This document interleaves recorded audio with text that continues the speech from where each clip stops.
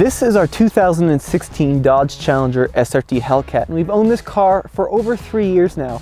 And I thought we should do an update video to look at this car and see what's been good, bad, and ugly in the last 3 years. Now, do you guys like driving fast cars? Well, boy, do I have the, oh my God, opportunity for you! Wow, that is so fast. The Chicago Peasant Fund is a non-profit organization committed to solving crisis for families in the Midwest here in the US, and this year they're working on the hashtag Drive Out Hunger campaign, and they started a raffle called the Vortex Raffle, which is a really cool opportunity to put one of you guys behind the wheel of a Jaguar F-Type, a Porsche 911, or an Audi A8, or $50,000 in cash.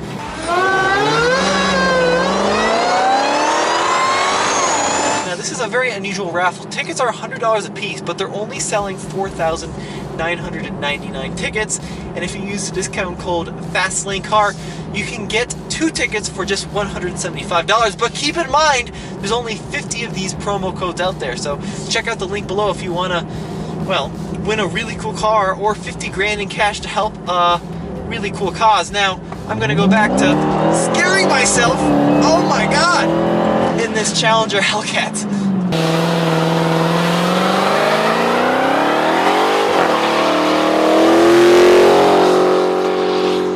We're getting ourselves a long-term, say it with me, Hellcat.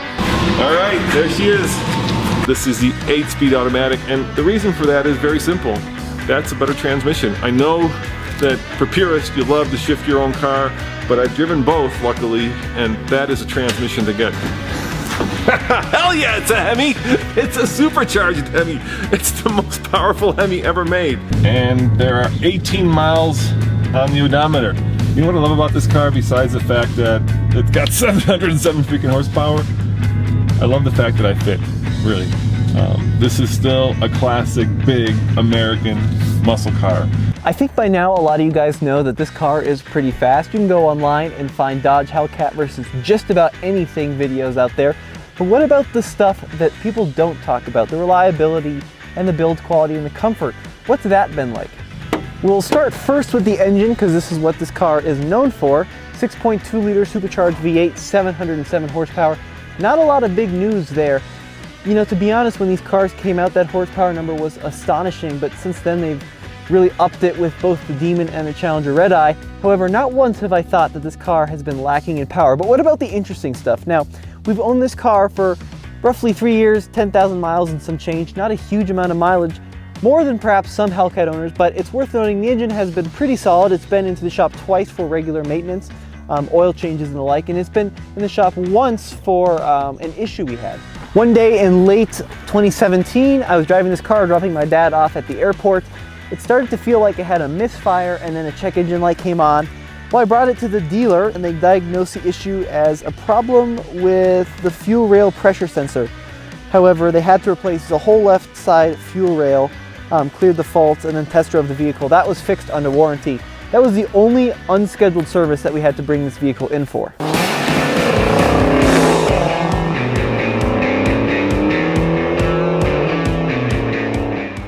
Here we go. There we go. Come on, come on. Yes! All right. Check it out. Solo DL says 4.47. Car says 4.3.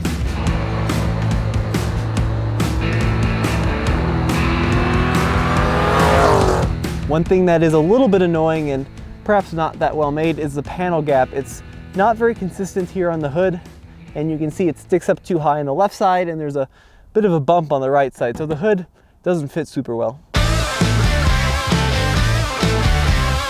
You do have a couple options when it comes to unlocking the Hellcat. You of course can use the key fob. It's got your standard lock and then unlock buttons there. But you can also put the key in your pocket and use the keyless entry feature. There's a little pad underneath. I just put my hand under there. It unlocks, pull it open, and then to lock it, there's a little pad on top. Just like that, easy. Works every time. The seats in a Challenger Hellcat are very different than the seats in a vehicle like a Camaro or Mustang. You can tell there's not a lot of weight savings going on with these huge lounge chairs. Now, it's a very similar seat to what you'd find in even something like a Grand Cherokee or a Charger. It's just a very cushy seat. Now there are a few things to note. One is this bolster here is wearing particularly fast.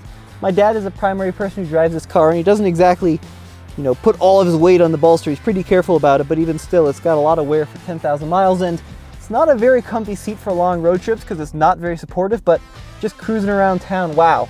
It is so soft and so squishy. It's like driving around in a 700 horsepower couch. Dodge says that this Challenger Hellcat produces 700, yes, and 7 horsepower.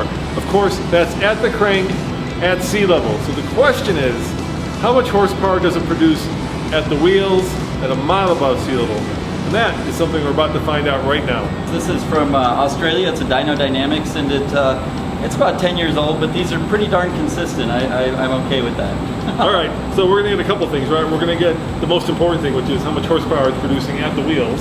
Yeah. All right, and what's your guess? Come on, give me a kind of a 707. It's 707. I'm gonna say 620 at the wheels because we're at altitude.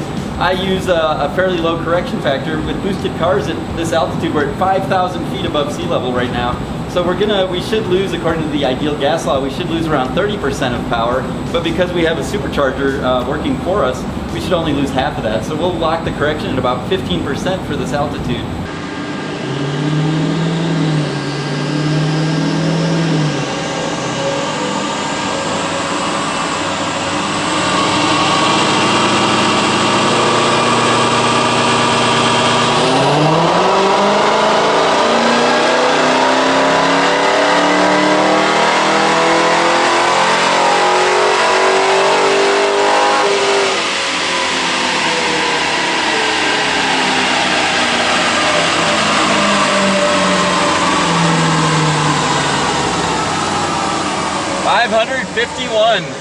Now, being the large old school American car that this is, it's got an old school American sized trunk, and that is a really good thing. This trunk is massive.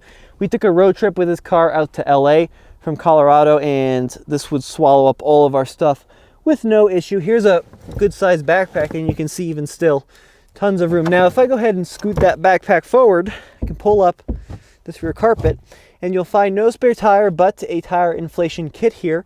Plus, this is where your battery lives, and look at the size of that Harman Kardon subwoofer system. I mean, it's really a huge subwoofer back here. There's really two.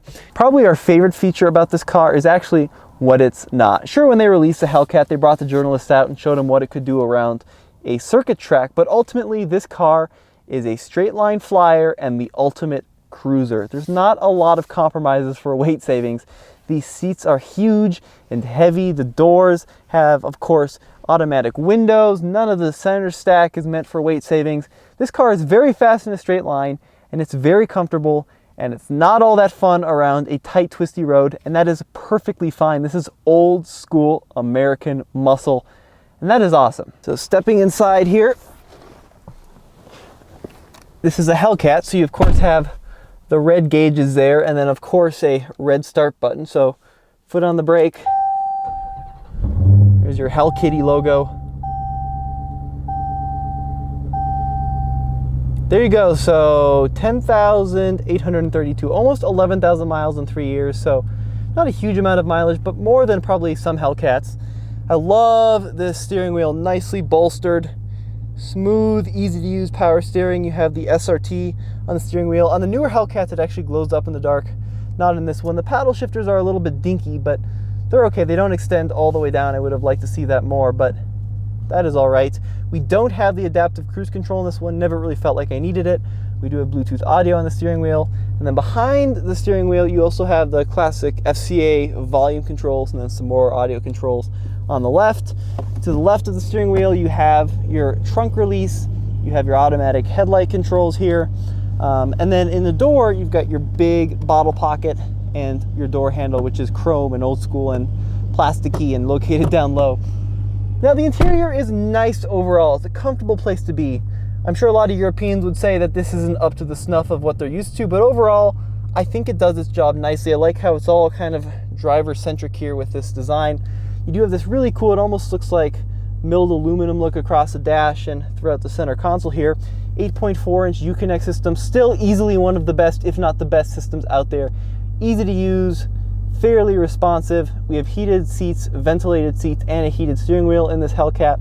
We have our Uconnect apps, which are largely shortcuts, performance pages, which takes a very long time to load up. That's the one issue with this Uconnect system. Come on, performance pages, I'll let those load. There we go. You can see there's our Hellcat, even in the red, but you have a set of timers here. 0 to 60, 0 to 100, eighth mile, quarter mile, bunch of different gauge options too. So oil temp, oil pressure, battery voltage, coolant temp, trans temp. Gauge 2, we have boost pressure, air fuel ratio, intake temperature, G-force meter, and then we have an engine gauge that shows you your horsepower, your torque at the current moment, gear, and then boost pressure down there. So overall, really happy with the system. Really nice and easy to use. We also have some shortcuts down here. So you have an SRT button if you want to go to the SRT pages fast. So we have a bunch of different setups here. Track setup, sport, custom, or default. We usually keep it in default with eco mode on because trust me, 500 horsepower in the city is just fine and it's easy to get to if you want to let it loose a little bit. So with eco mode on, we've been getting astonishingly good fuel economy. Let me show you what I mean here. Fuel economy, 17.1 in city and mixed highway driving. Really incredible fuel economy for an engine that can put out 707 horsepower. So I love that. Good sized tank, easily will get 300 miles per tank. Then climate controls down here, you have your shifter, so PRND with a manual mode, and you can either shift it like this or with the paddles up here on the steering wheel. The one mod we ended up doing, or I should say my dad did, is the Hula Girl. The only mod to this Hellcat, and that is plenty. Trust me, this car is incredibly quick. How fast can a car go across the standing mile? Well, we're about to find out because this is the Colorado Mile where this Hellcat hopefully can go at its top speed. Unfortunately, this is a little bit above my pay grade, so I need somebody to help me out. Our race car driver, Give me that helmet. Paul. All right, so 700 horsepower mode, standing mile. Try not to blast the tires off this thing, and remember to shift it to drive so it doesn't hit the rev limiter. And then just hang on, see what she'll do. A little bit of left foot brake.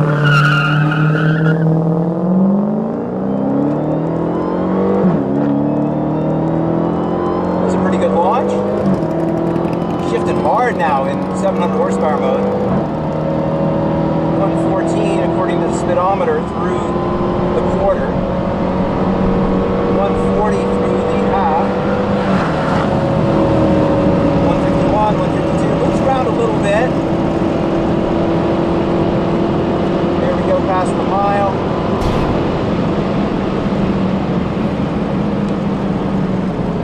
We'll see what it says.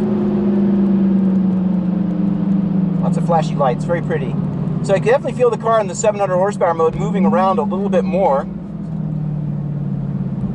Transmission was very clunky shifting, but that's just in the SRT mode. Let's talk about tires for a sec. These are P0s or 275/40 ZR20s.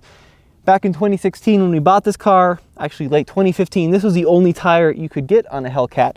There was no wide body or red eye available. It was just a narrow body 707 horsepower model, and yes, it doesn't hook up that well, especially in cold. It's kind of a I don't know what's a good analogy, a goat on a hockey rink, if you will. But when it warms up and once you're up to speed, this car hooks up just fine. It is worth noting though, in the production of these videos, we've replaced these tires twice, so yeah, we should probably start rotating them before we need to do it a third time.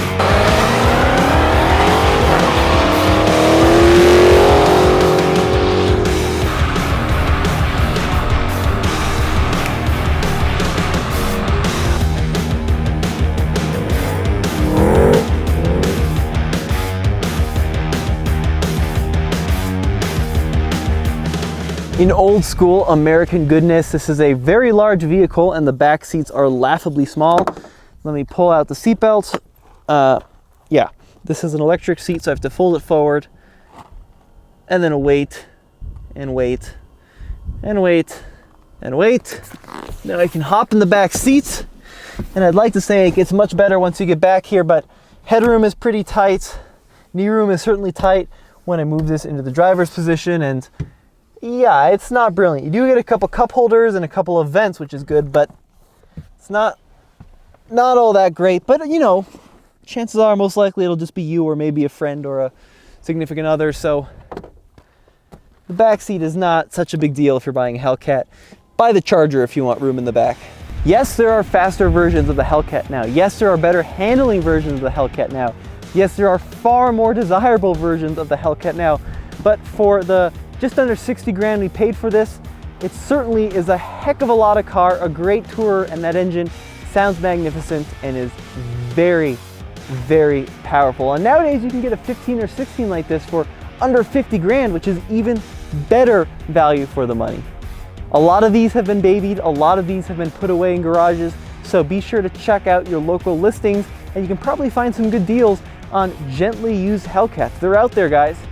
As always, this is Tommy with the Fastlane Car. Be sure to go back to tflcar.com for more of the latest and the greatest Hellcat reviews.